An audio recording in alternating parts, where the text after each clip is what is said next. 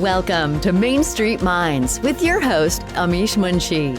This is where industry leaders and seasoned pros share their secrets to success beyond limits. Let's dive in.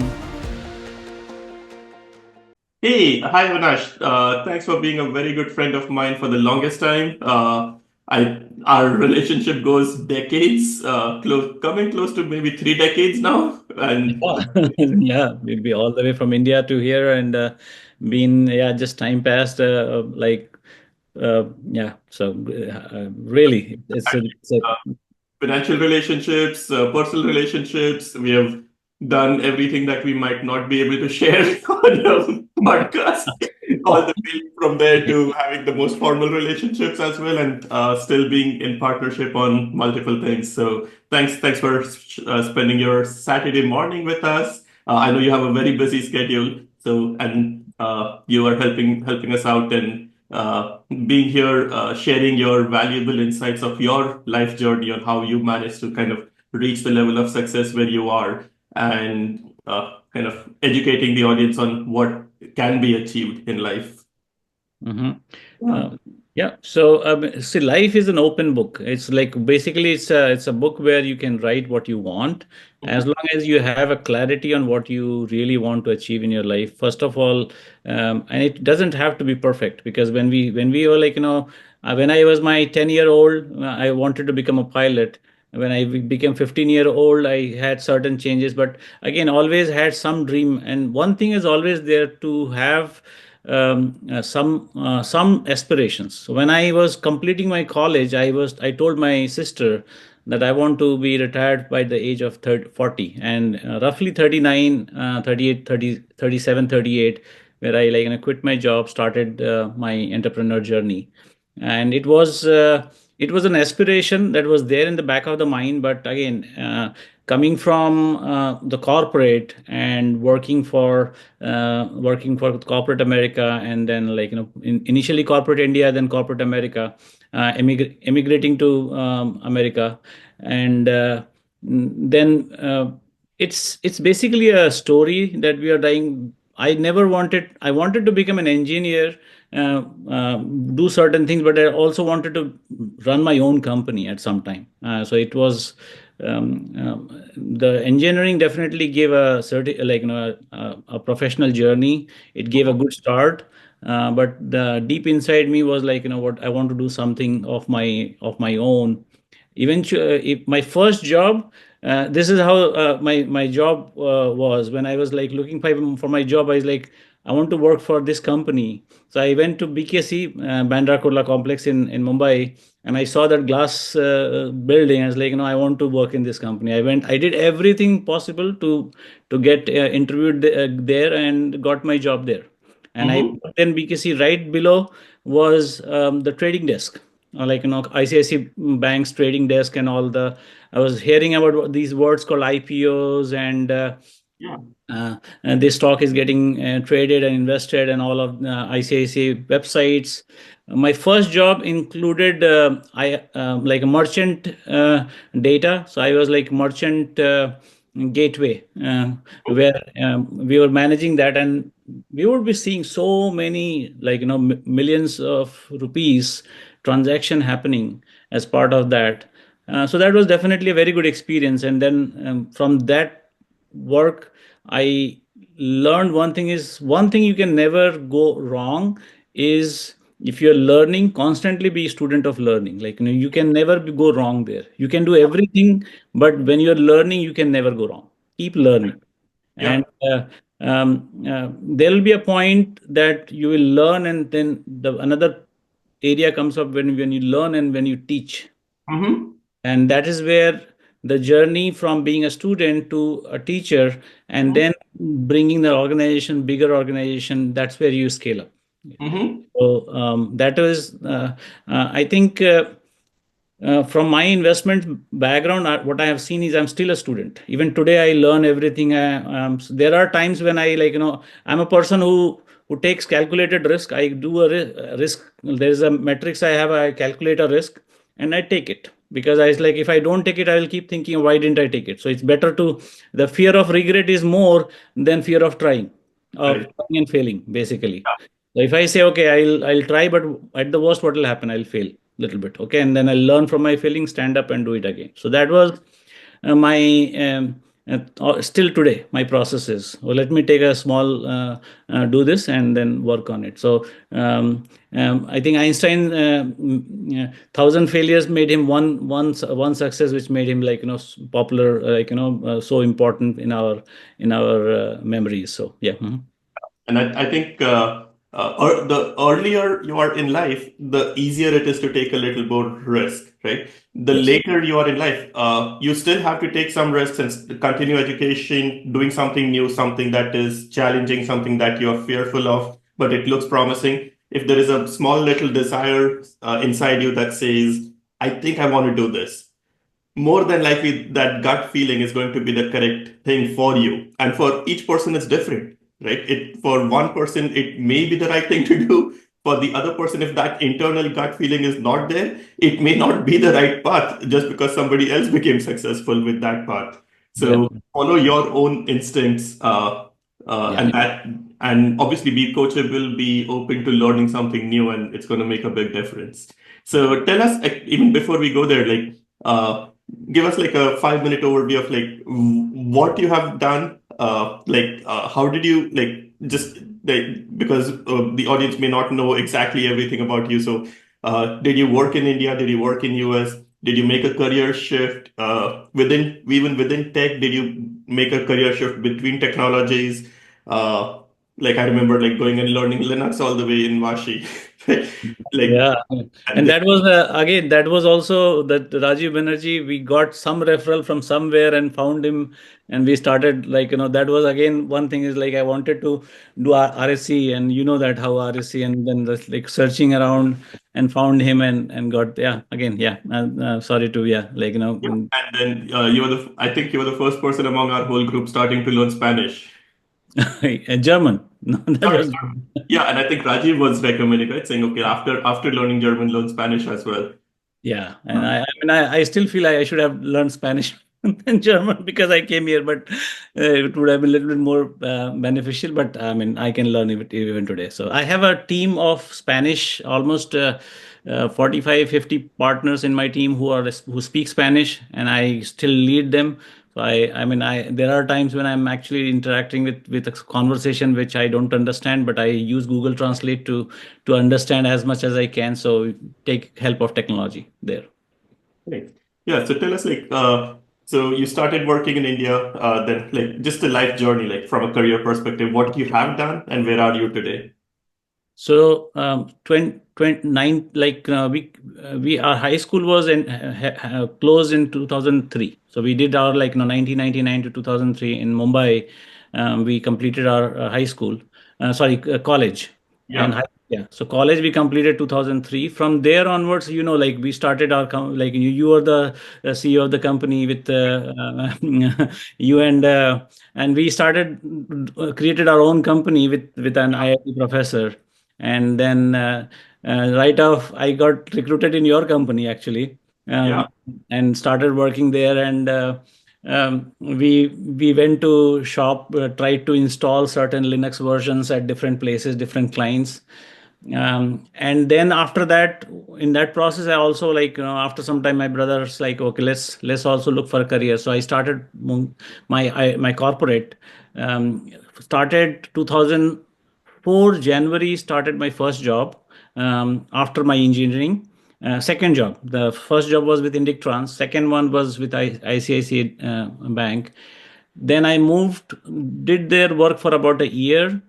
Then went to Noida area.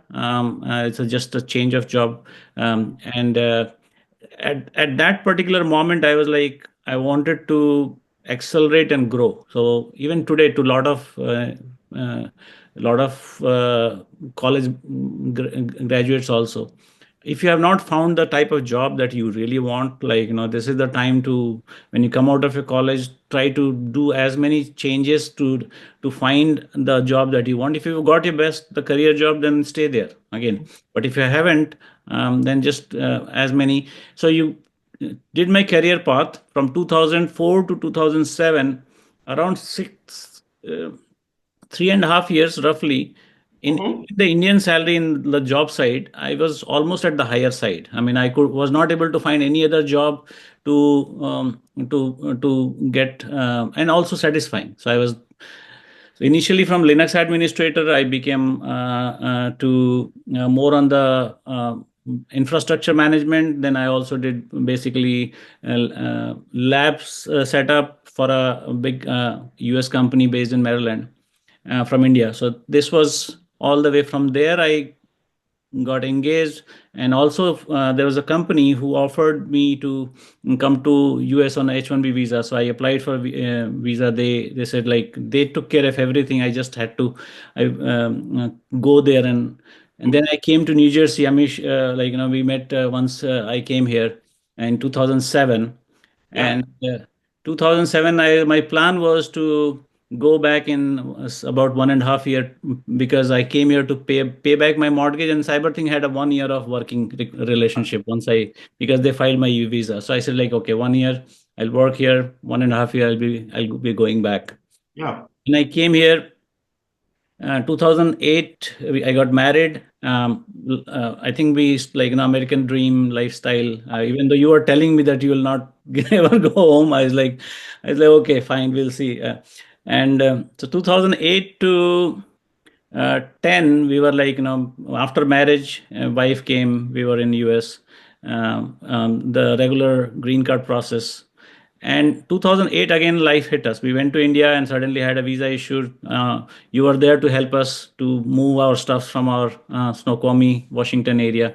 Again, been a great help there. So, and then life changes. My son was born in 2011.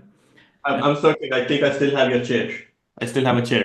Okay. Comes to you. Okay. So that's great. Those memories, I mean, sometimes I just remember how things happen. So 2000, by the time 2010, I met a major accident, had a brain injury, and the life took, but again, came back up 2000. Mhm. 2010, I went to India, had a major head injury, and came back. And then after that, my wife was pregnant with 7 months. In 2 months down the line, we had to suddenly, because of visa issues, when you're not able to get come back to US because of the visa issue. Then we had to immediately start a career in Bangalore. We started searching for a job within period of 20 days, 22 days. And Just all of this still being in the tech industry, right? yeah, still being in the tech industry. Then started working in Bangalore from November 2010 to roughly about April. And by the time my son born, luck has changed quickly. And again, my company in US, they said like, we want you, we were ready to do your visa. And this time everything, all those visa issues just vanished that time. And I just got my visa again, came back, came here. In that process, when I was in India, I invested my first property in Bangalore because I was there. I was like, instead of renting, why not to look for a. So that property, also, that's my third investment in real estate in Yeah. India after that, and still there. I still own it. Yeah.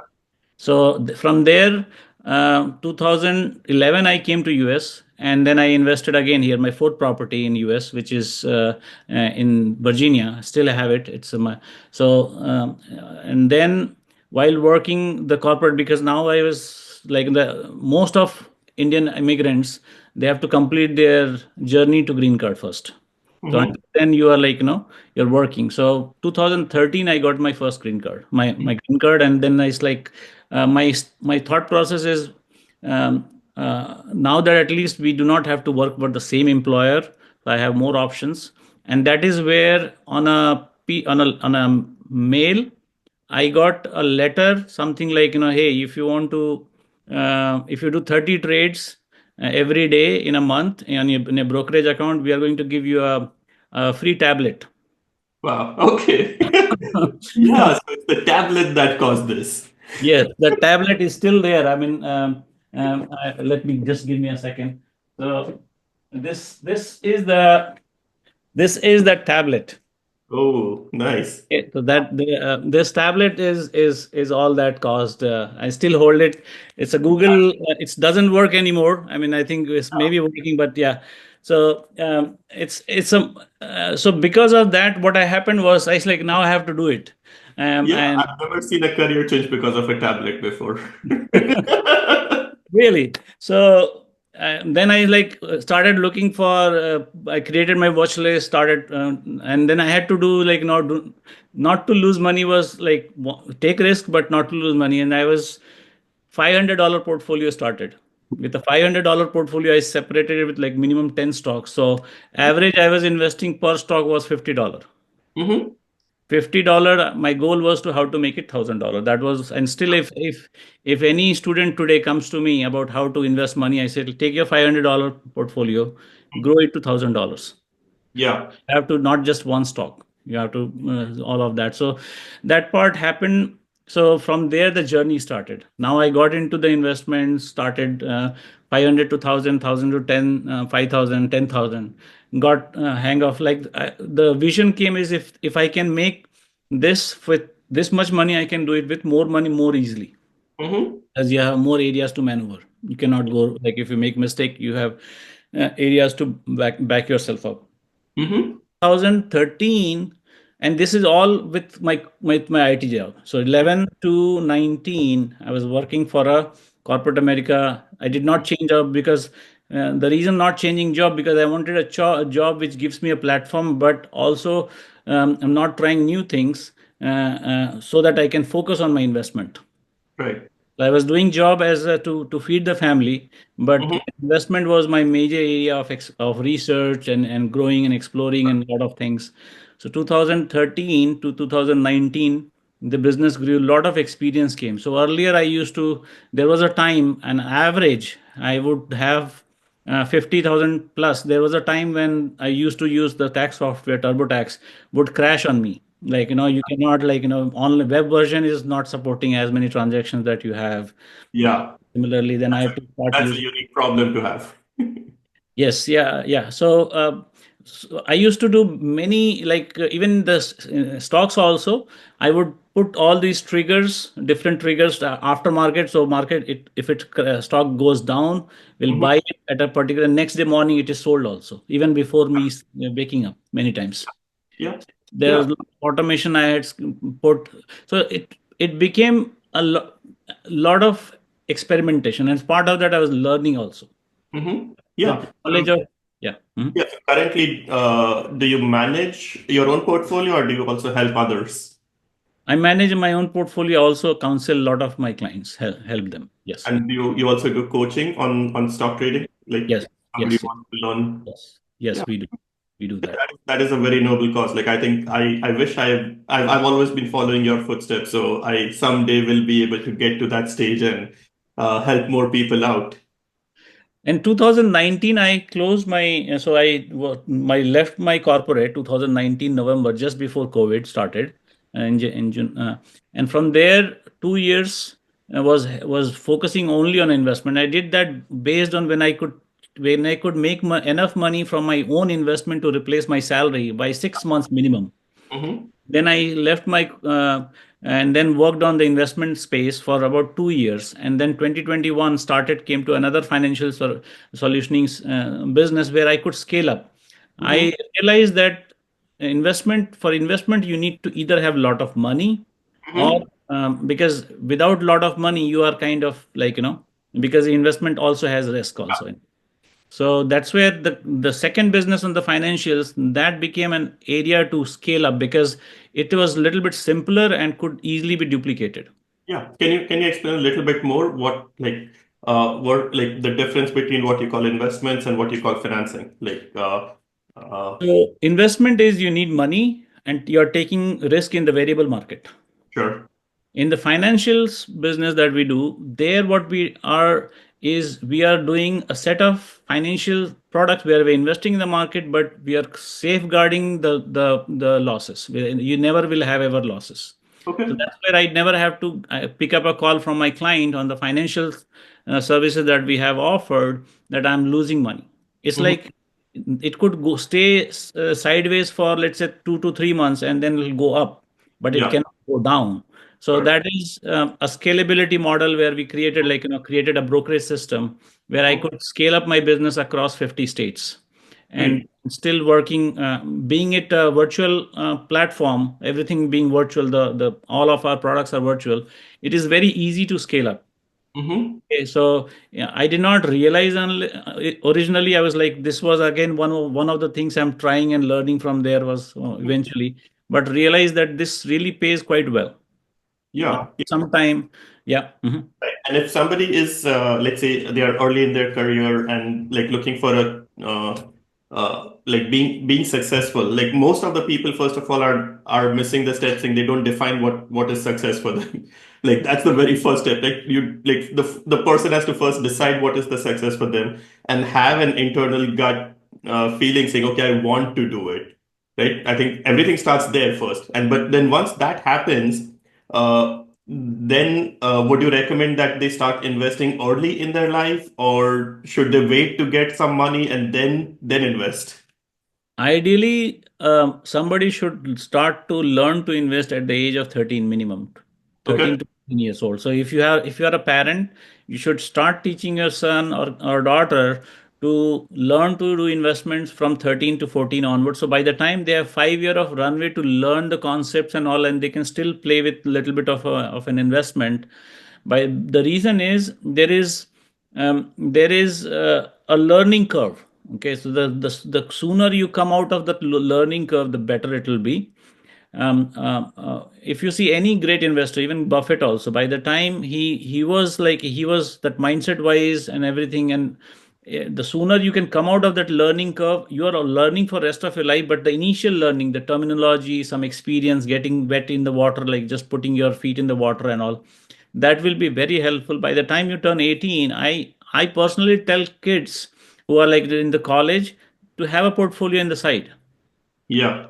There is so banks hardly pay any money, and then here you can actually pay off a part of your tuition, the student debt that you have. If you can really work a little bit, you do not have to take as much of student debt, maybe half of it. Yeah, and what people don't realize is when they leave their money in the bank, they feel it's a little bit more safe.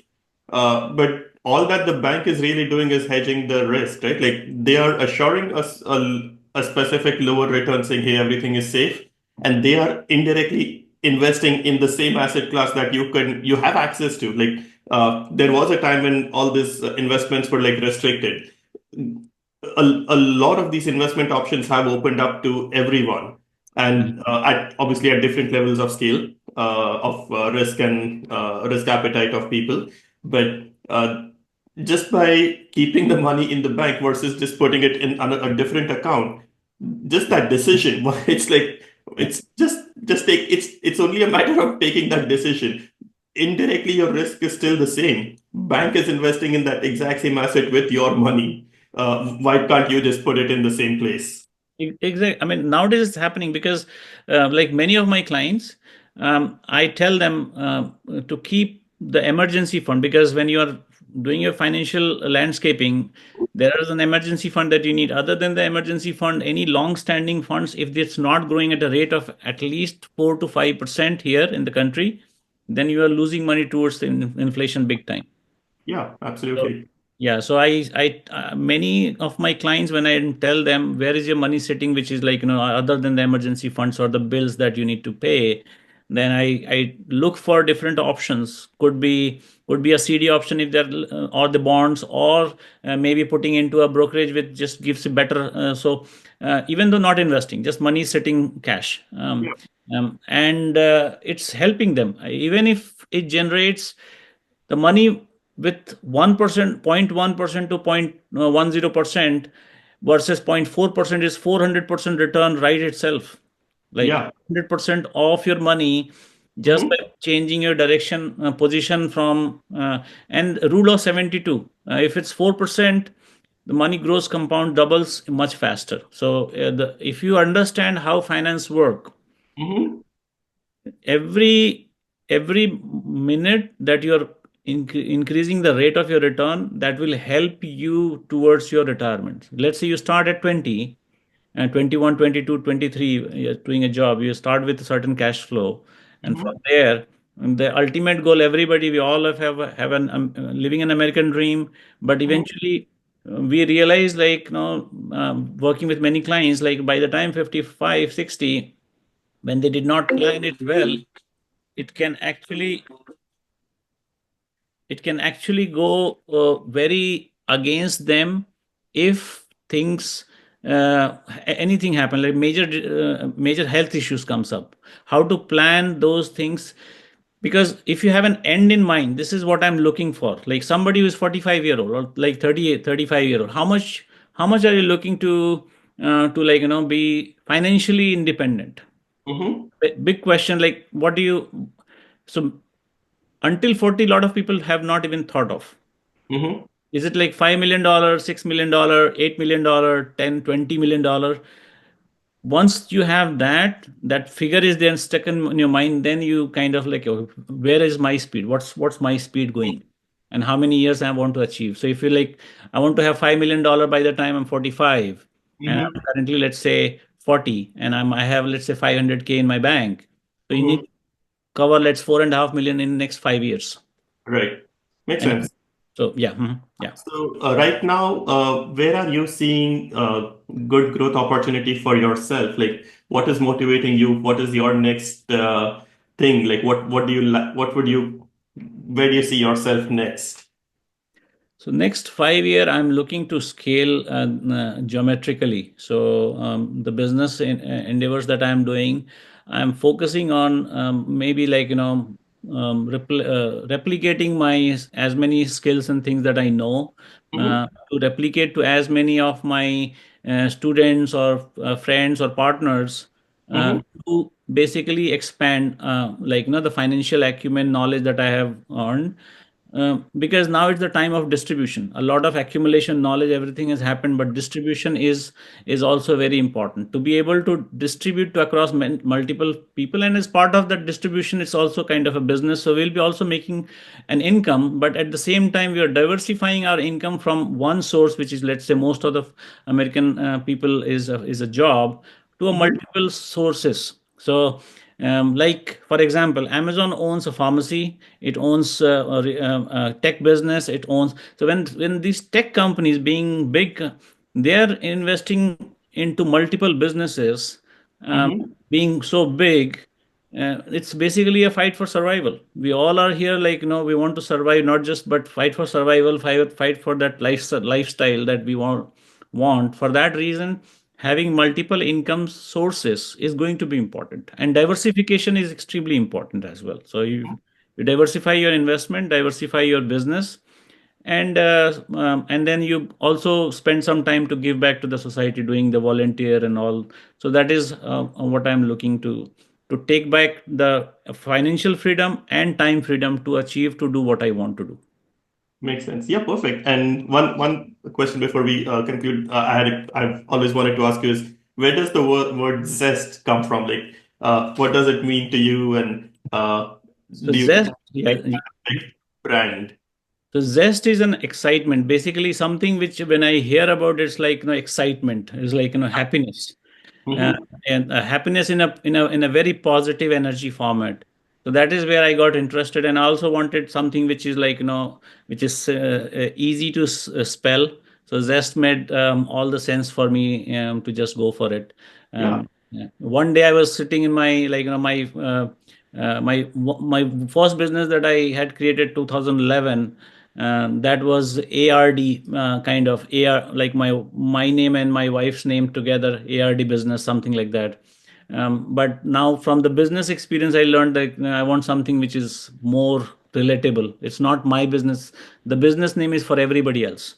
Right. Like, I even like the way Elon did, like, X basically is like simple. Like, Yeah. recently, block website which is square, and the symbol was SQ, changed to Yeah. xyz.com, XYZ.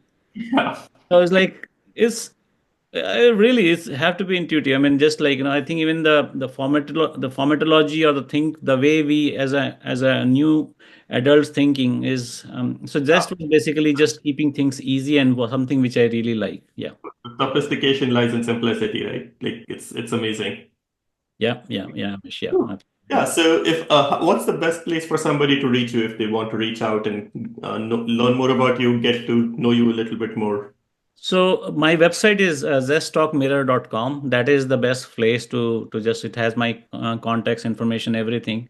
And if anybody has any question related to finance or investments or financials, anything, they can basically reach out to me through the website. To the website. Cool. I'll link that in the description of this episode. Any parting words that you would like to share? So again, think of when you close your eyes, and let's say if you have all the time and all the money in the world, what would you like to do? Mm-hmm. Okay. If you do not have to think about, like, going to office tomorrow or going to work tomorrow, and Mm-hmm. you have all the time to, like, spend to yourself and your family, what are the things you like to do? And just give that time to yourself, and and think about it, and create a goal. Always say, put a 5-year goal if possible. And once Mm-hmm. you come up of that, write your 5-year goal, and work towards success. And always have a mentor, Mm-hmm. because without a mentor, somebody to push you for if you don't have, nobody can watch your blind side, then you're not growing. They basically, in any business, I have about multiple mentors. My Mm-hmm. first mentor was Robert Kiyosaki. I read his book, Cash Flow Quadrants and all. But now I have multiple mentors, and I always spend time, and I talk my things with my mentors. So having a mentor is very, very important in this Yeah. journey. Absolutely. Thanks, Avinash. It's a pleasure to have you. There is just so much that we could be speaking about when we go back and think about everything we have done together. So yeah, looking forward to more things that we could be doing together. And thanks for coming on this episode. Thanks, Amish. Yeah, thanks for having me. This is such an honor to be able to talk on your show. And yeah, absolutely. Thanks, and thanks for being my friend for a very long time. And let's do it. Let's grow old together. And absolutely, Yeah, absolutely. I love that zest. The happiness is actually way more important than the money. Money just happens. Money will come, but I like the word zest. Yeah, thanks, Amish. Thank Thanks. you. That's a wrap on today's episode of Main Street Minds. Want to share your journey with our audience? Head over to mainstreetmindspodcast.com/guest to apply.